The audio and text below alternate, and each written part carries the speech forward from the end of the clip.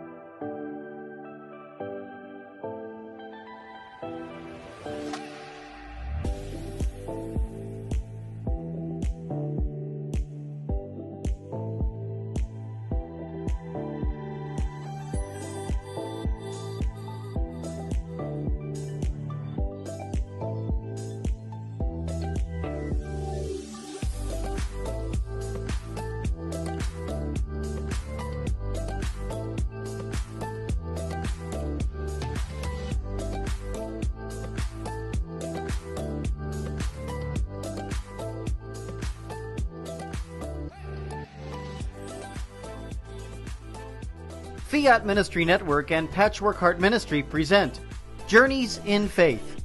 Now, here's Anne DeSantis.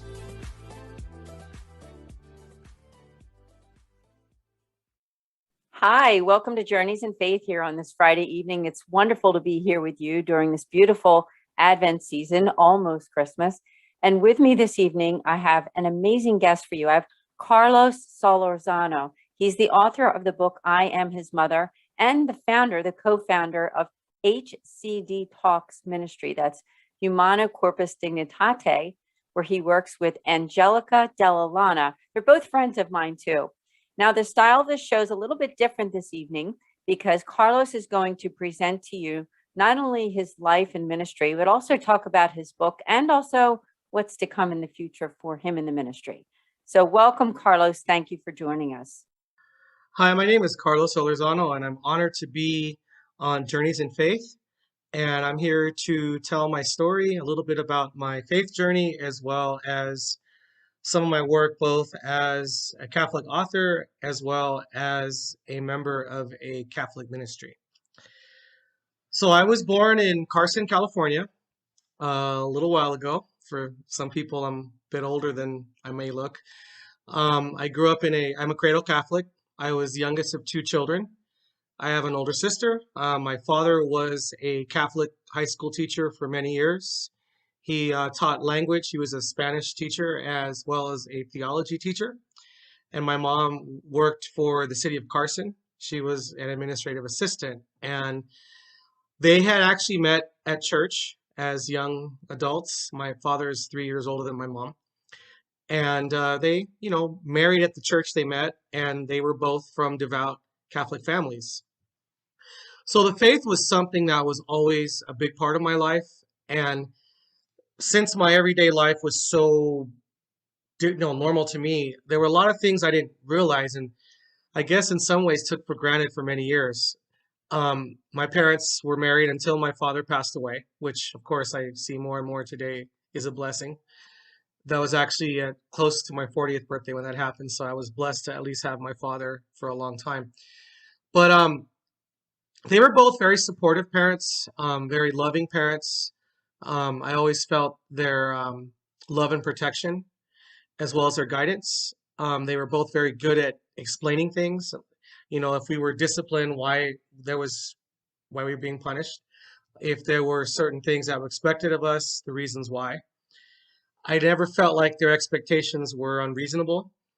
And that would include the way they taught the faith. I mean, there was certainly a sense of right and wrong. Like there was such a thing as sin. There were certainly things we could do as human beings that would offend God, and we were wrong to do that. I think the best thing though was my father was really good. He was actually a master catechist as well. And he was really good at teaching the faith, like really breaking it down and making it simple.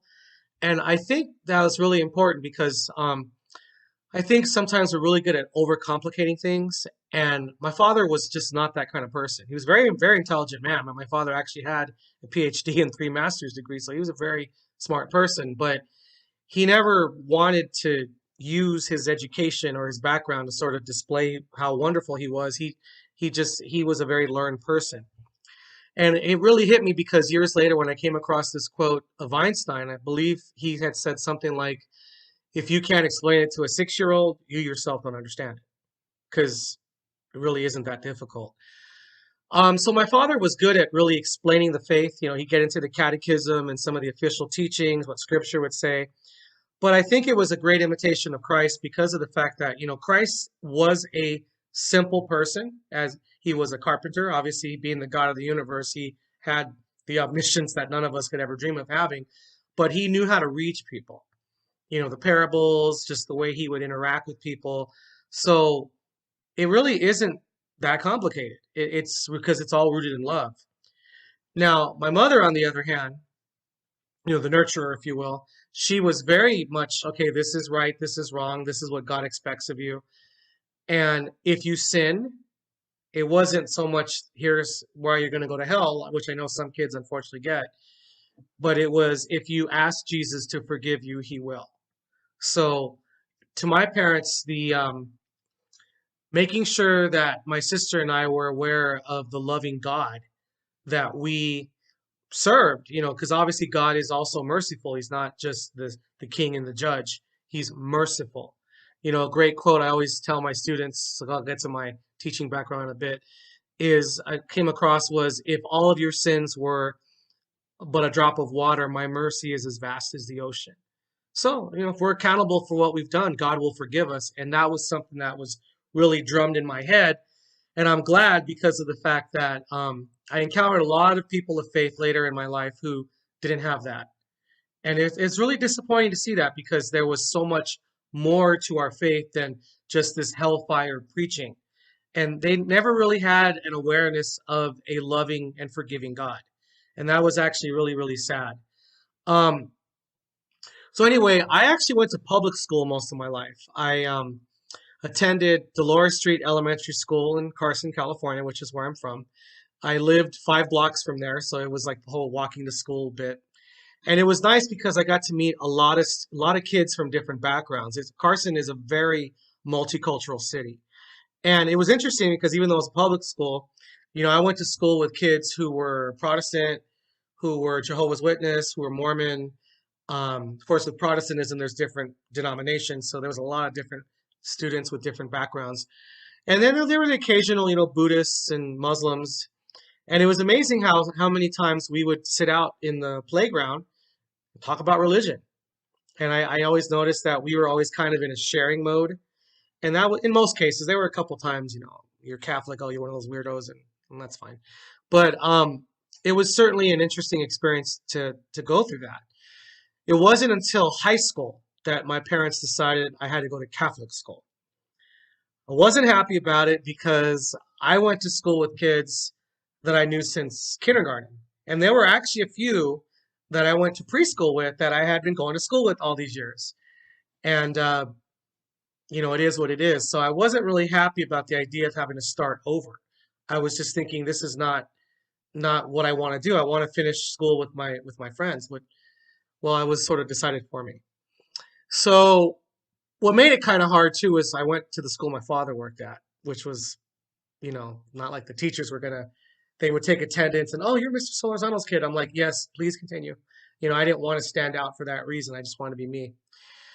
Now, this would obviously mean that this would be the first time in school I'd be taking theology classes. I would say my freshman year of high school was the first time I really sat in a class and thought, this is actually kind of cool. I mean, I'm enjoying learning this. I mean, obviously, a lot of it was stuff that I knew from my family background, us attending mass every week. And, there were times that we said the rosary as a family. And, my parents tried to give us a Catholic upbringing. But, to actually sit and have assignments and having to reflect on what we learned and write written reflections, it was really, it was good. To be honest, I wasn't always the best student. I mean, I was still a teenager, so my mind was on other things. One of the great loves of my life was because of my parents, is my parents love music, and so there was great music in my house, from Latin jazz to R&B, Motown. You had some of the great singers like Barbara Streisand, Neil Diamond. My parents loved bands like Chicago, the Doobie Brothers, Blood, Sweat, and Tears, Journey. A lot of good music. And so I am a musician. I'm still a musician to this day. I actually have an associate's degree in music and from El Camino College in Torrance, California. And I actually play a number of instruments. I write songs. I've put out records of my own. I've put out songs, and I've been in bands where I made a creative contribution to the group. I mean, I'm mostly a drummer, but I mean, I'm capable of writing music. So I was able to do that in some cases. So yeah, I have a little bit of a musical legacy out there. And that's fine. It's something I'm proud of, but but it was another example of my parents' support. But that was my big dream at the time. I wanted to be a professional drummer in a big band. You're a kid, you have big dreams. But the faith part was always there. So I graduated high school, and I went on again to El Camino College in Torrance to I pursued music because I didn't know what else to study. And it was great because at the time I had been taking drum lessons privately since I was in the third grade. And I did until I was about 21. So you're talking to like kind of like a K through 12 year span. I had some great teachers, but when I went to community college, I started studying theory and started studying like piano and guitar and learning how to notate all that and really becoming a musician, not just a drummer that, reads music, but a musician. And it was really exciting to like work with fellow students and like we try out some of the things we learned. And at that point, I was already playing in nightclubs. I was playing in rock bands, and we had the big dreams of making it big, getting a record deal, and it's fine. But my faith was always there. Like I think the first thing that it did was it gave me purpose. I mean, I'm not saying I didn't have my moments of, for lack of better words, silliness or stupidity is probably better. Not to say that there weren't things in life I was perhaps curious about and at least talked with people about, or some cases tried, whatever. But it kept me out of a lot of trouble.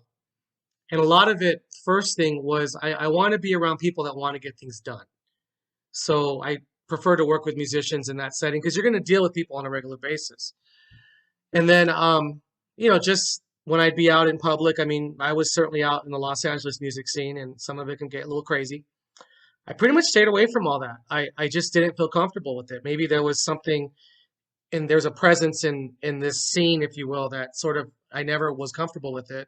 So I ended up just kind of staying away from that. Like it was very common for me to play the show and perhaps talk to some people and do my thing, but I pretty much just stayed out of it. And I know my faith upbringing was what helped. Well, I transferred to Cal State Long Beach, and I did study music for one more year, but by that point it was starting to really my heart wasn't in the same place. And that can be a whole other podcast on a whole different conversation. But long story short, my senior year of college, I ended up changing my major to religious studies. So I'm a two-time graduate from Cal State Long Beach. My bachelor's degree is in religious studies, the general, take a little bit of this, a little bit of that, a little bit of that, a little bit of this. And then my master's degree, I went on to start and finish it 6 years later, is in religious studies with the concentration in New Testament and ancient Christianity. So after I finished college with my undergrad degree, I actually started teaching theology at the high school level and have ever since. I've worked at a number of schools. I worked at a few schools in the Los Angeles area for the Archdiocese, and I moved to the Tucson area in 2006, and I have worked at a couple of Catholic high schools there. And at one of those high schools, I was actually exposed to theology of the body. First, a colleague of mine had gone to the Institute, and she had obtained a number of copies of Christopher West's Beginner's book. And I read it, and I heard a little bit about it. I didn't really know a lot about it. But the book really floored me. I mean, it blew me away. I thanked her for the book, and the next thing I know, probably a couple months later, I was asked, would you actually want to go to the Institute and study? And I was like, really? And it was such a blessing because my school paid for me to go. And I went out of curiosity, and the first class just shook me to the core in a good way. And within time, I made the decision to get certified. So I ended up going to the Philadelphia area 8 times in oh goodness, it would have been I want to say about an 8-year span. There were some years, we didn't have the funds, so I had to wait. Some years I went twice. It was kind of cool, but it was always great. I got to meet some amazing people that I'm still in touch with to this day. And it really challenged me as a man, as a Catholic man, as a husband, as a father, and really wanting to commit to my faith and really understanding why I wanted to be Catholic. And it was a beautiful experience in that a lot of the inner feelings I had about myself as a child of God were confirmed in a lot of, God bless him, Pope John Paul II's teachings. The Institute is filled with some amazing people, and I've been blessed by them since I met them. My job has been good. I mean, there's been challenges as a theology teacher in the last several years have been challenging because of the way our culture is moving. But the one thing that I've learned is it really has forced me to stay current with what's going on in the world and to really listen to these young people, because a lot of times we get overwhelmed by what they're doing or what they're asking us. But what we have to understand is they're hungry. Like they really want to, they have questions. And, some of them certainly absorb the culture, but a lot of their questions are challenging the culture.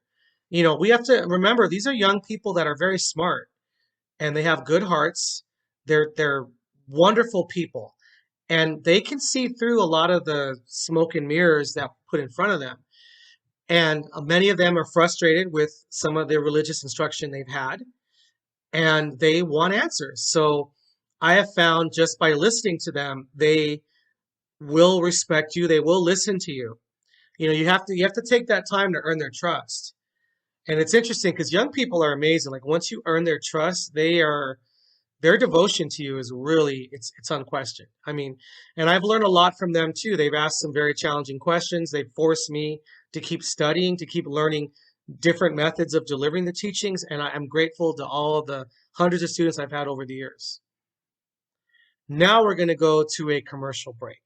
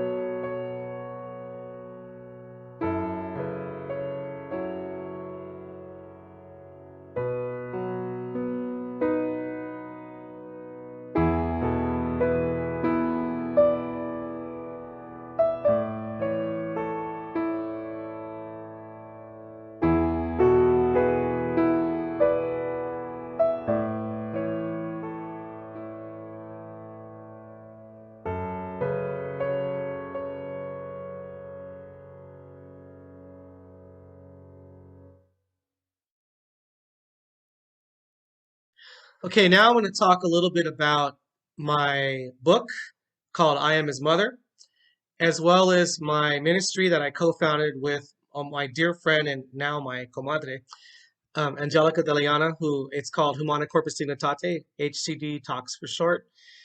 So the book, I Am His Mother. Um, Being an artist, mostly a musician, but one of the little secrets of my life since I was a child is I would love to sit in my room and write. A lot of that stuff never saw the light of day. I probably threw it in the trash. I was probably really embarrassed to even share with anybody. But it was something I did. And I had written another story, actually, that's a two-part series that was published by, at the time, an independent publisher out of Missouri. She really liked my story, my writing style. God bless her. She was not a religious person, but the previous book, the first book I had published, was actually sort of a supernatural thriller, like an emotional roller coaster ride. It's complicated. Maybe we'll talk about that another time. But I was what happened was I was playing with this idea in my head about what if Mary had written a memoir? Imagine the mother of Jesus writing down what her experience was raising him. And I think the idea came from a couple of movies. I love film. I have no ambitions to act or ever to make film, but I love film. And there was a book called, sorry, excuse me, a movie called Mary, Mother of Jesus that was made by NBC about 22 years ago, maybe. And then there was another movie just called Jesus that was made back in '99, starring Jeremy Sisto, who is a great actor, and seen him in a couple things since then. And I just love the human story in both. One of them was just kind of like Jesus being a little more, I would say, a friend to his followers. I mean, this is a movie where he actually starts water fights at times and plays with kids. It's really nice to see. And in the Mary, Mother of Jesus, it was, showing the story of the two of them together. And, being Hispanic, and, obviously we have our traditions, Our Lady of Guadalupe, and, a lot of us are very close to our moms, and just we're mama's boys. It's always, I was raised with that love and devotion of our Blessed Mother. So it just kind of came out that I started writing, and it just flowed out of me. I don't know how to explain it. My mother suspects it could have been divinely inspired, which if it is, that's wonderful, and I'm humbled by that because wow. But I had a little help. I would listen to a lot of Marian songs while I wrote it, and kind of just took in the emotion.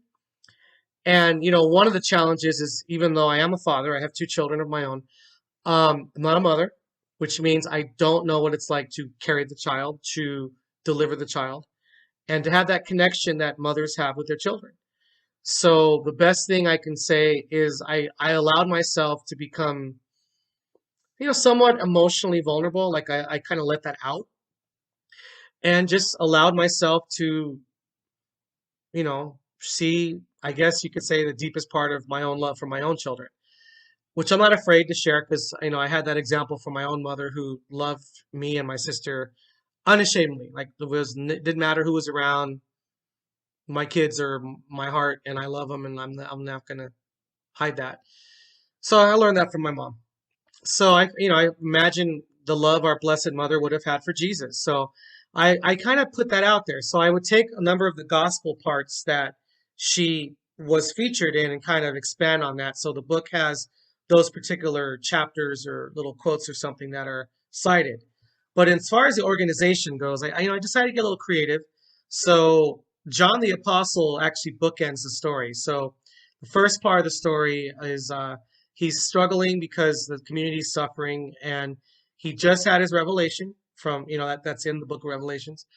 And he's talking about that, he was caring for our Blessed Mother, and that he found something that he didn't know she had. I guess she had, what I had was that Matthew and Luke were bringing her early drafts of their gospel and on the infancy narratives, and she was looking at them. So she looked at them alone, and she didn't, no one knew, quote unquote, this is, by the way, fiction. I'm not trying to say I have lost gospel here, that she was writing a memoir of her memories of her life with Jesus. So the first part of the book is like the Annunciation, having to talk to Joseph about this. That was rough. You know, taking on the task of being Jesus' mother, all the way to the finding in the temple. Now, the middle I'll talk about after the last part of the book is the second half of the book is Holy Week. So it is a little tough to write, you know, everything from arriving into Jerusalem to his passion narrative to, you know, her having to be there when he died and the resurrection. And then the last part, the last bookend is John, and he's witnessing the Assumption and seeing her crowned in heaven. And he kind of talks about he sees people that he doesn't recognize. He's hearing languages he doesn't know. And he starts blurting out words. He doesn't understand what they mean. But it's everything from Fatima, Lourdes, you know, the apparition. So he's like, well, I know her work's not done. What I did to break up the story is in the middle, I decided to put 3 significant people that encountered Christ who had their lives changed by him, who, because he's been now ascending into heaven, they seek out Mary to talk to her about how their life has changed since they encountered Jesus. So we have the rich man who struggled because Christ said to be perfect, you'd have to give everything away. You have the man born blind because of the fact that his own family rejected him. And you have the woman caught in adultery. You know, how Christ, the way he treated her, the way he looked at her, the way he loved her, the way he raised her spirits, her dignity.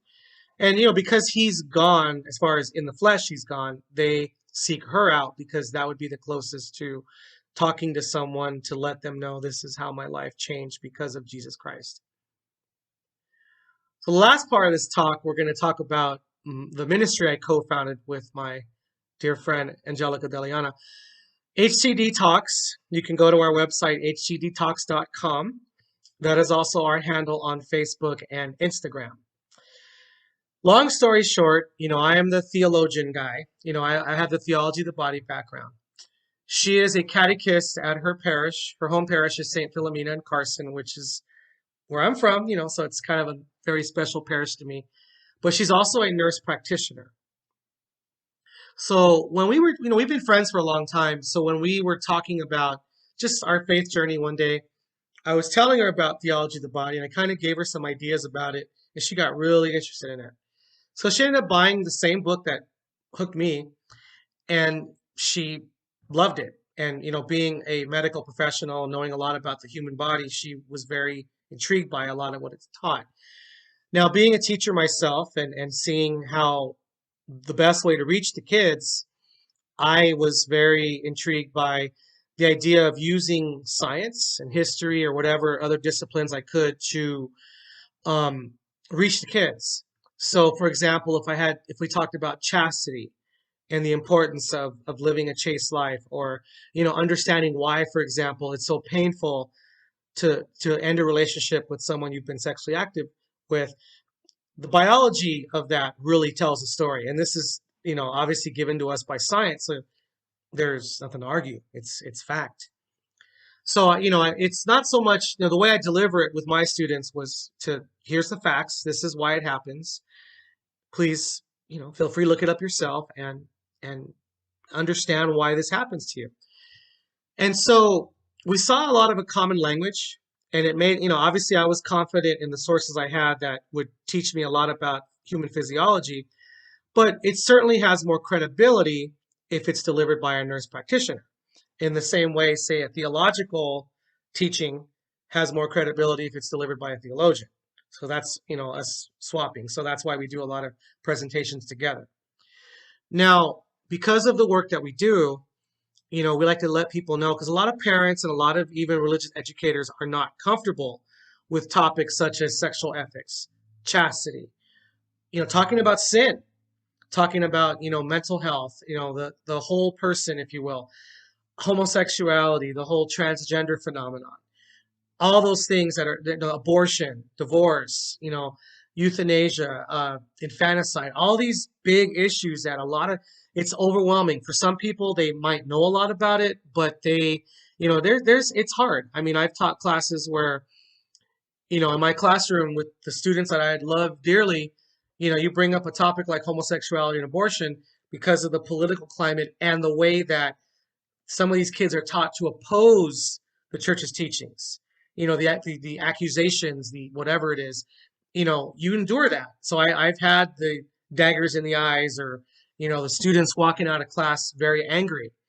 But even if I did my best to deliver it in a very open-minded, loving way. But for some people, that's hard for them. I mean, I'm not saying it's easy. It's not easy, but it's never been something that bothered me. So I'm willing to do it. So we've been available the last 2.5 years, and we've done talks at parishes, talks at schools. We've done talks virtually. We've led talks at conferences. We've led discussions on people's podcasts. We host our own podcasts wherever we're needed. We have a lot of stuff coming up the next early 2022. February is going to be stacked with a lot of stuff, from a retreat to leading a big talk at a high school to NFP talks, whatever. We're available for all that, and we're comfortable doing that. We're both certified with what we do. We're both professionals at what we do, and we can give sound teaching both theologically and medically. My partner is currently halfway through her Creighton model training, so she's working with the Archdiocese of Los Angeles, teaching NFP to couples, delivering teachings to schools and parishes. They're bringing her. I now live in the Tucson area, so our ministry is a southwestern ministry that goes back and forth. But I mean, we have schools that want to bring her out here. She's already done teachings out here, as much as I've gone back home to where I'm originally from to also do teachings. We've worked together, and or me doing something alone. If you go to our website, htdtalks.com, we have several videos of samples of us teaching, samples of us leading discussions, samples of us interviewing other people in the world of ministry to let them tell their story. We are blessed to have, Anne, and of course there's Bill and there's Kent, and you guys are in the trenches with us. And we have some other great resources, people who have left the abortion industry, to psychologists, to other theologians, to, we're blessed to have 2 spiritual advisors. Father Martin Martinez, who's my pastor at my home parish at San Martin de Porres in Sahuarita, Arizona, as well as Father Jeff Smilek, who's a former coworker of mine, who's now the campus minister at Joliet Academy in Joliet, Illinois. And I'm also very, very proud to say that we have received the blessing publicly from Bishop Mark Trudeau out of the San Pedro region of the Archdiocese of Los Angeles, as well as my home bishop, Edward Weisenberger, in Tucson. So they've recognized our work, and we're blessed to have their nod. I can't think of a word to say it. I'm sorry. To publicly endorse what we do, and we seek to earn their respect and trust, and to honor their belief in our ministry by giving sound teaching. We focus not only on the science that Angelica can share from the medical standpoint. We are faithful to the church's teachings because all of our resources are based on scripture, based on the Catechism of the Catholic Church, papal encyclicals, to any other official documents of the church. We cite our sources. We encourage people to look at whatever sources we use, and the basis of what we teach is what the church teaches, and not so much our personal philosophy. We are certainly looking for ways to deliver those teachings, but with the intention of it being what the church teaches, not what we want to, not some type of narrative that we want to sell. That's where we do acknowledge that we are servants of the church. So, with that being said, please, feel free to check out our website, htdtalks.com. You can reach out to us at htdtalks@gmail.com. If you're interested, obviously you can reach out to us there as well to just sort of for a talk, whether it's virtual or in person. If you have any questions on anything you've seen on our website, from our blogs to our podcasts, feel free to ask. And, we are a certified nonprofit, so any donations that you could make to help further our cause would be greatly appreciated. And we are certainly looking to take the gospel message out to the world, because we see such a need for people to really understand the dignity that they've all been afforded by God, that we're all We're all children of God. We're all worthy of being loved, and there's nothing that we have to do to earn that love.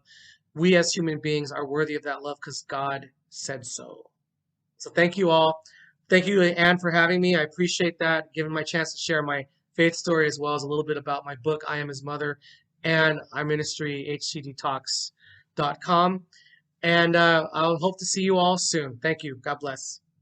Thank you so much, Carlos, for that beautiful presentation to us here on Journeys in Faith. I hope that you will come back again. And to all of you watching, I wish you again a beautiful holiday season and enjoy Christmas with your family. See you next week on Journeys in Faith.